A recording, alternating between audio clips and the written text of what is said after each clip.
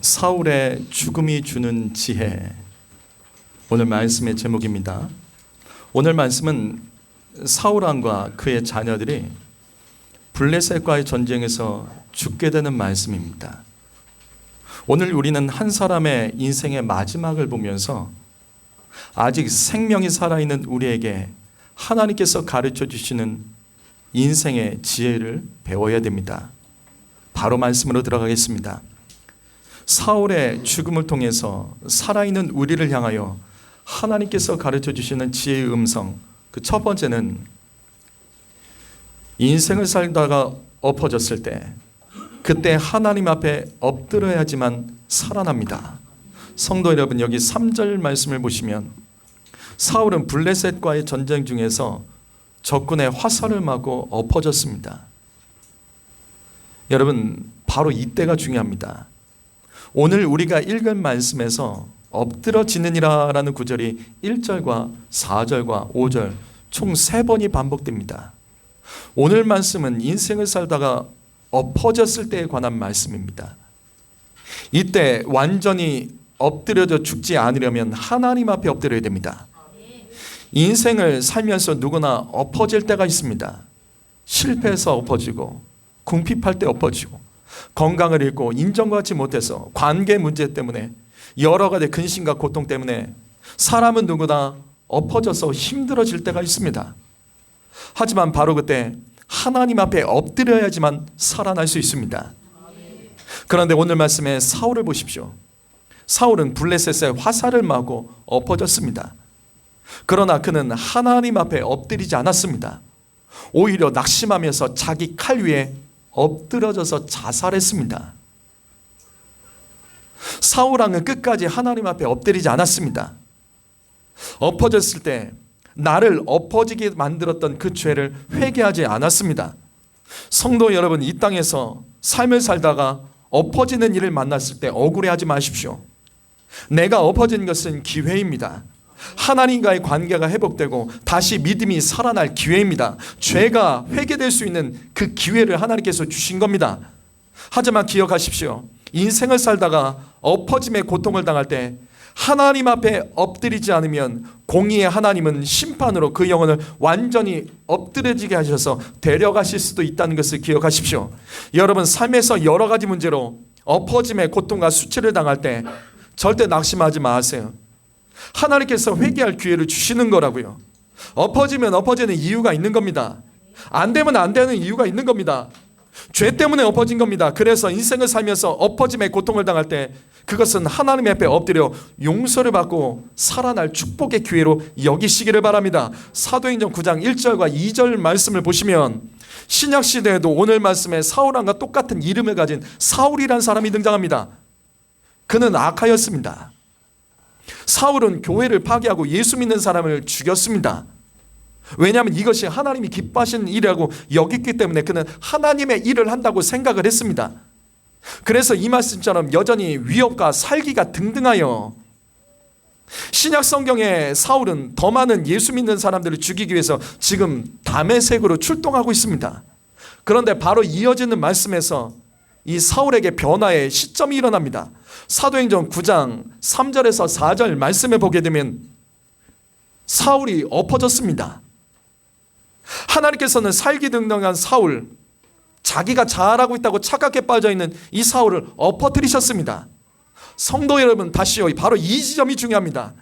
인생을 살다가 엎어지는 일이 생겼을 때 억울해하지 마십시오. 낙심하지 마십시오. 바로 그때 하나님의 음성을 들어야 됩니다. 사울아, 사울아, 어찌하여 너는 나를 박해하느냐?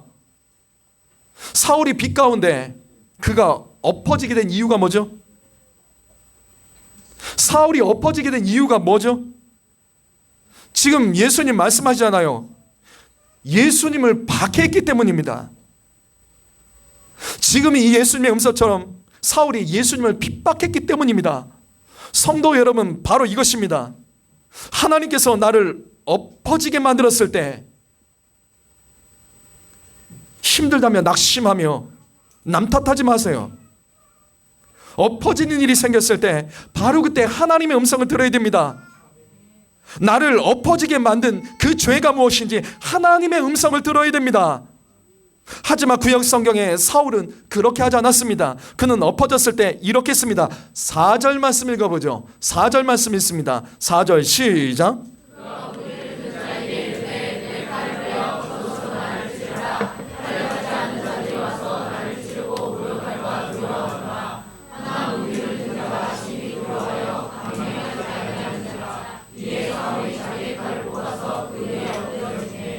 사울왕은 엎어졌을 때 하나님의 음성을 듣지 않고 자기가 이방인들에게 모욕당할까 봐 자기의 칼을 뽑아서 그 위에 스스로 엎드려서 자살했습니다.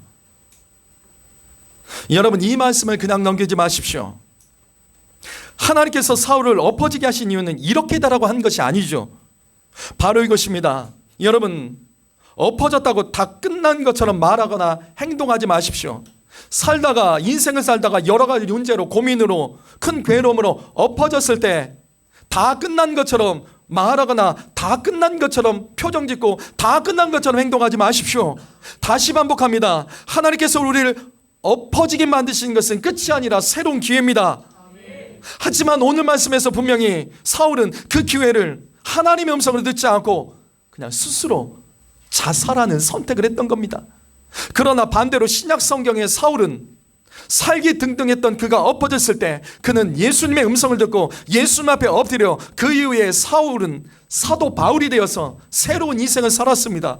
교회를 무너뜨리는 자가 교회를 세우는 자로 살았습니다. 성도 여러분, 인생을 살다가 엎드려졌을 때 그때 그것으로 끝나지 않고 새로워지는 인생이 되기를 원한다면 하나님 앞에 엎드려야 됩니다. 엎어짐은 엎드림으로 이겨야 됩니다. 인생에서 엎어지면 주님 앞에 엎드리라는 하나님의 음성으로 받아내야 됩니다. 엎어져도 하나님 앞에 엎드리면 살아납니다. 하나님 앞에 엎드리면 회복되고 하나님 앞에 엎드리면 새로운 일이 시작됩니다. 요한복음 4장 23절 말씀. 아버지께 참되게 예배하는 자는 영과 진리로 예배할 때가 오나니, 아버지께서는 자기에게 이렇게 예배하는 자, 영과 진리로 예배하는 자를 찾으시느니라. 예수님의 말씀입니다. 하나님께서는 영과 진리로 예배하는 자를 찾으십니다. 여러분, 여기서 예배라는 단어가 헬라어로 뭔지 아세요? 예배라는 여기 단어가 3번 나오죠. 헬라어가 뭔지 아세요? 엎드리다입니다. 프로스키네오라는 단어예요. 성도 여러분, 인생을 살다가 엎어졌을 때 예배부터 점검하세요. 예배부터 점검하세요. 나는 영과 진리로 예배했나? 예배부터 점검하세요. 예배로 엎드려야 됩니다. 삶을 살다가 엎어졌을 때 예배로 하나님 앞에 엎드리십시오. 하나님께서는 참되게 예배하는 자를 찾으시고 계시기 때문입니다.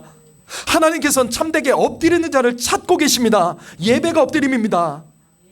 엎어졌을 때 예배 안 드리는 사람들이 있습니다. 신기하죠? 엎어졌는데 예배를 안 드려요. 엎어지니까 말씀을 안 들어요. 엎어지니까 말씀 듣고 기도를 안 해요. 그래서 안 되는 겁니다. 엎어졌을 때 그때가 하나님 앞에 엎드릴 때입니다. 예배로 엎드리고 예배의 자리에 나서 엎드려야지만 그거 이길 수 있는 겁니다. 이처럼 우리의 삶의 엎어짐을 예배로 이겨나가시기를 예수님의 이름으로 축복합니다. 사울의 죽음을 통해서 하나님께서 우리를 향하여 가르쳐주는 두 번째 지혜의 음성은, 여러분, 중상을 당했을 때 하나님의 은혜로 받아내야 됩니다. 여기 3절 말씀 보시게 되면 사울왕은 블레셋과 싸울 때 화살에 맞아서 중상을 입었습니다. 그런데 여러분이 가지고 있는 성경을 보십시오. 여러분이 가진 성경을 보시게 되면 중상이라는 단어에 숫자가 써 있습니다. 그 숫자의 각주를 따라가면 중상이라는 단어가 히브리어로 뭐죠? 심히 근심하다라는 뜻입니다. 이거는 히브리어로 합성어입니다. 심히 매우 근심하다는 뜻이에요. 이 단어는 육체의 죽음과 관계가 없는 단어입니다. 이 단어는 보통 고민하다, 괴롭다는 뜻입니다. 무슨 말이냐면 지금 하나님께서는 사울에게 화살에 맞는 것을 허락하신 거예요. 이건 죽이기 위한 것이 아니에요. 하나님은 그가 심히 근심하며 하나님 앞에 엎드리고 하나님을 찾기를 원하셨던 거예요. 하나님께서는 사울에게 화살을 통해서 고통당하는 걸 허락하셨습니다. 그래서 하나님을 찾으며 마지막으로 회개할 기회를 주시는 거예요.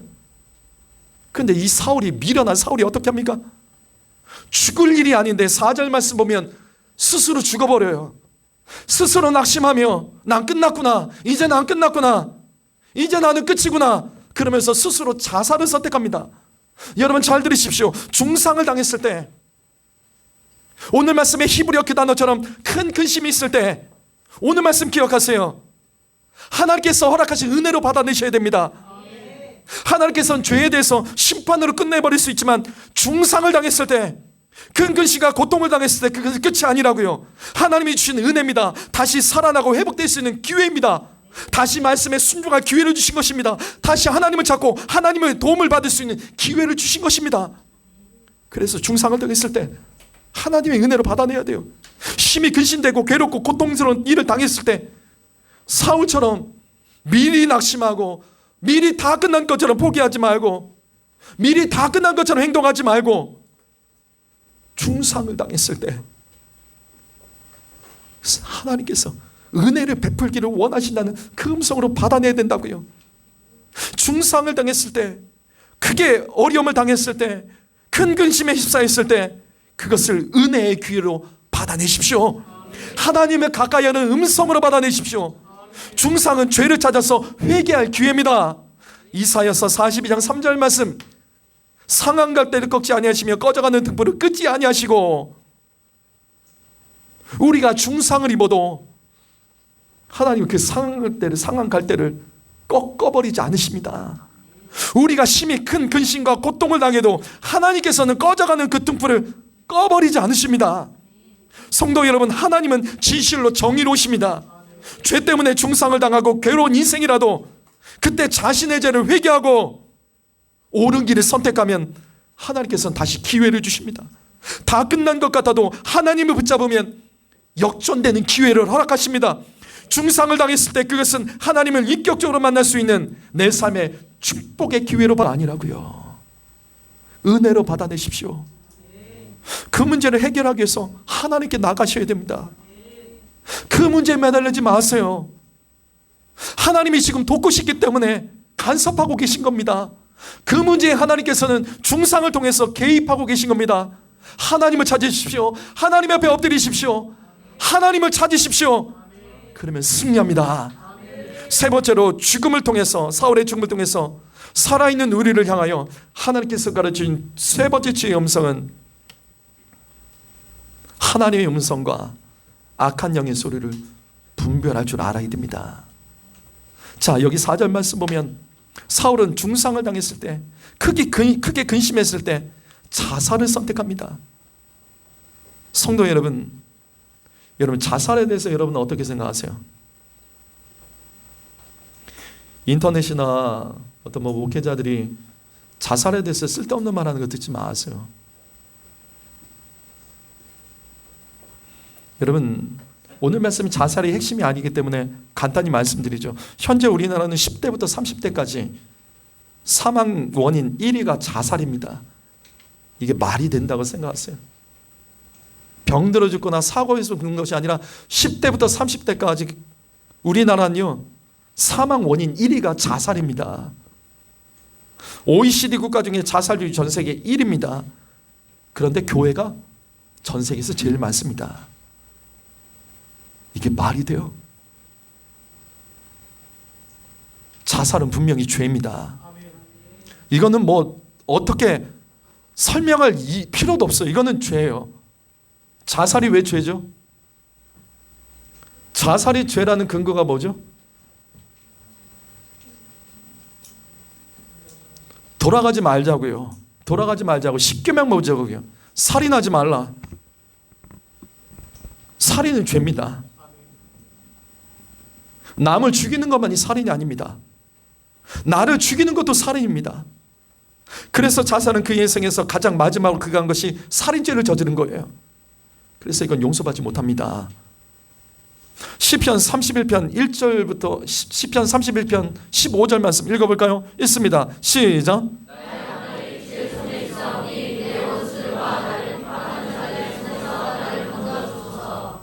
그 사람의 앞날은 주님의 손에 있습니다. 자살은 뭐예요? 내 앞날은 내 손에 있는 거예요.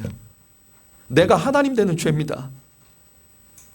하나님께 쓰임받아야 될 그 생명, 하나님께서 쓰시기 위한 그 생명을 내가 주인이 되어서 내 마음대로 끊어버린 무서운 죄입니다. 그래서 자살은 안 됩니다. 자살은 반드시 무서운 심판을 받습니다. 다시 오늘 말씀 4절로 들어가시죠.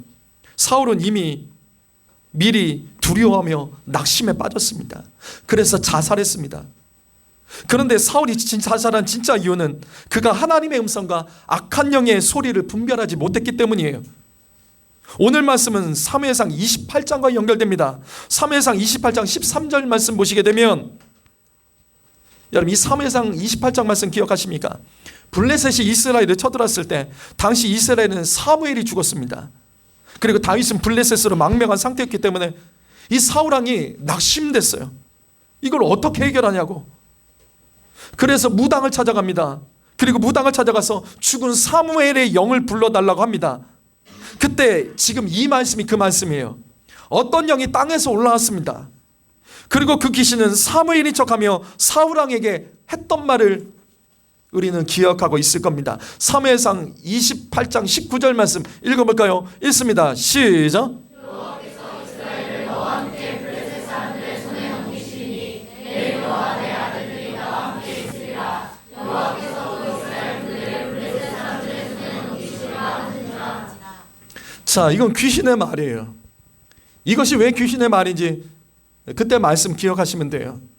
귀신이 사무엘인 척하면서 사울에게 말한 것이 이거예요. 하나님께서 내일 너와 너의 아들 다 죽이실 것이다. 너는 내일 다 죽어. 너희 가족들도. 사울 왕이 이때 얼마나 크게 충격받았는지 바로 이어진 20절 말씀이 이렇게 기록되어 있습니다. 사울 왕이 낙심돼서 땅바닥에 완전히 엎어져 버렸어요. 그리고 심히 두려워 떨었습니다. 밥맛도 없었어요. 먹지도 않았습니다. 그리고 나서 그 다음날 전쟁을 한 거예요. 사울은 하나님의 음성을 들은 것이 아니에요. 귀신의 말을 듣고 낙심하여 두려움에 빠졌습니다. 그리고 음식 먹을 기력도 없었고 밥맛도 없었다고 그러는 거예요. 그리고 다음날 블레셋과 싸우다가 화살 맞았습니다. 그것이 오늘 말씀이에요. 사무엘상 31장 4절 말씀. 그래서 사울이 자살했습니다. 왜? 사울은 이미 죽을 것이라는 귀신의 말을 하나님의 말씀으로 착각하고 포기한 거예요. 그래, 하나님 말씀대로 되는 거구나. 하나님 말씀대로 되는 거구나. 그래서 하나님을 찾지 않았어요. 귀신의 말을 하나님의 음성으로 착각하고 다 끝난 줄 알고 자신의 생명을 포기해버린 겁니다. 그런데 우리 중에도 이와 같은 성도가 있지 않습니까? 하나님의 음성에는 반응하지 않으면서 기가 막히면 사람의 어떤 말에는 반응하고 악한 영의 이간질하는 소리에 낙심하게 하는 소리에 그것에는 습관적으로 반복해서 붙들고 무례하며 예배와 기도가 무너지고 포기되는 사람이 이 안에 있진 않습니까? 성도 여러분, 하나님의 음성과 마귀의 음성을 분별해 듣는 법을 여러분 깨달으셔야 돼요. 저는 이것을 사무엘상 28장에서 이미 말씀드렸습니다. 여러분, 하나님의 음성과 마귀의 음성을 분별하는 법, 그건 간단해요. 다른 게 아니에요. 하나님의 음성에는 반드시 희망이 있습니다. 하나님의 음성에는 포기가 없습니다. 예레미야 29장 11절 말씀 읽어볼까요? 읽습니다. 시작.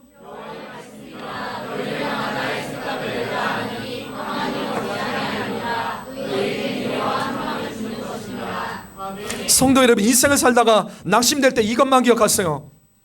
낙심은 하나님의 뜻이 아닙니다.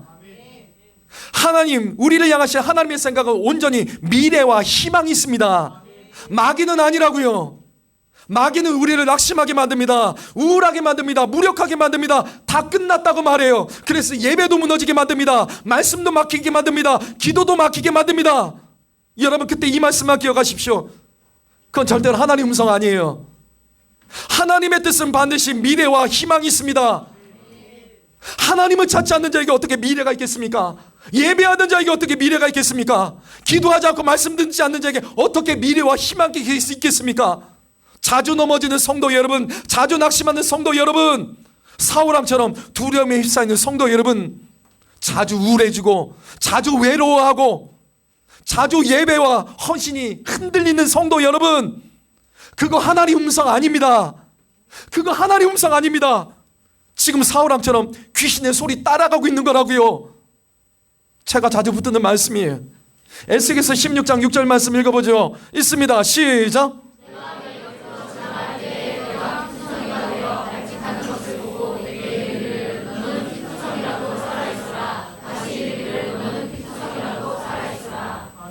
너는 피투성이가 되어도 살아있으라.